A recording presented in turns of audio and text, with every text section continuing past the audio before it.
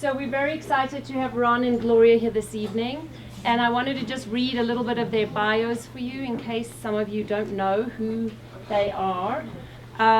Dr. Ron Hart is a cultural anthropologist from Indiana University with postdoctoral work on Jews as the other in medieval Europe and Spain at the Oxford Center for Hebrew and Jewish Studies, University of Oxford. And Gloria Abella-Ballin, we're grateful that she's here to be in conversation. She's an international award-winning visual artist who's exhibited in individual and group shows in the US, Israel, Japan, Latin America, and Europe. And she's received a number of awards, including the UNESCO Prize in Painting, the Latin American Graphics Biennial, National Endowment for the Arts, and the Pan American Graphics Portfolio, amongst many others. Thank you. Thank you.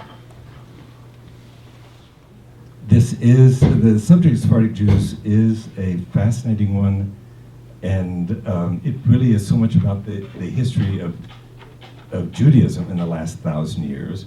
And so hopefully tonight we can get into some of this. Oh, it's really wonderful to be able to be here and to share some of this conversation that generally we have at our table in our home. When Ron got into writing this book and doing a great deal of research, I was wondering where he was going. So I want to ask him, what is it exactly, what this book brings to the table that other books that talk about Sephardic Jews do not talk about? For example, Gloria mentioned Jane Gerber's book. Her book, Rosa Menokal, and some others have really looked at the history of Jews in Spain in considerable detail.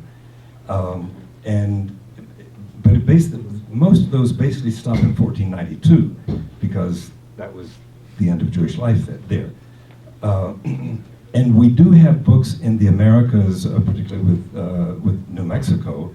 We know the work of Stan Hordes here with the Mexican Inquisition and coming up to New Mexico itself, Seth Kunin more recently, and some other people who've written on that. But do we still have the microphone? Yeah. But we tend to get the story. The story tends to be either on the Spanish side or the New Mexican side. And the story is much broader than that.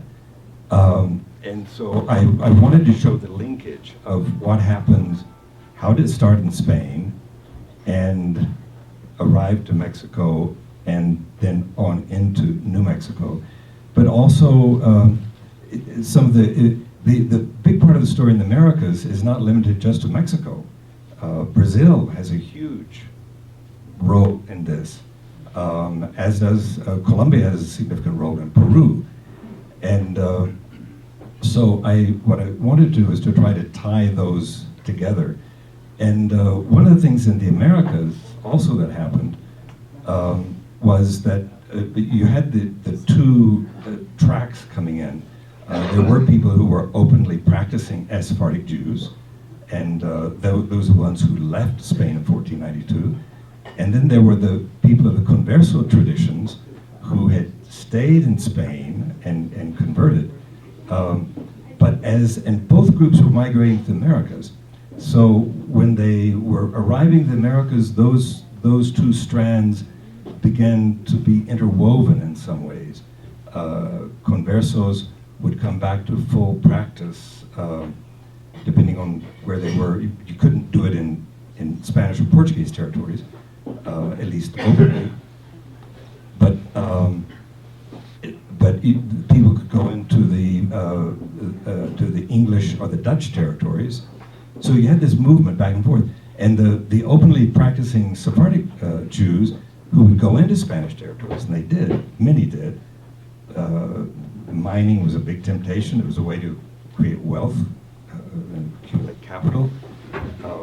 So this was a helix if we talk about a cultural helix of interweaving parts, that's closer to the story. And so I wanted to do that in the book to get something that was closer to the reality of how it happened.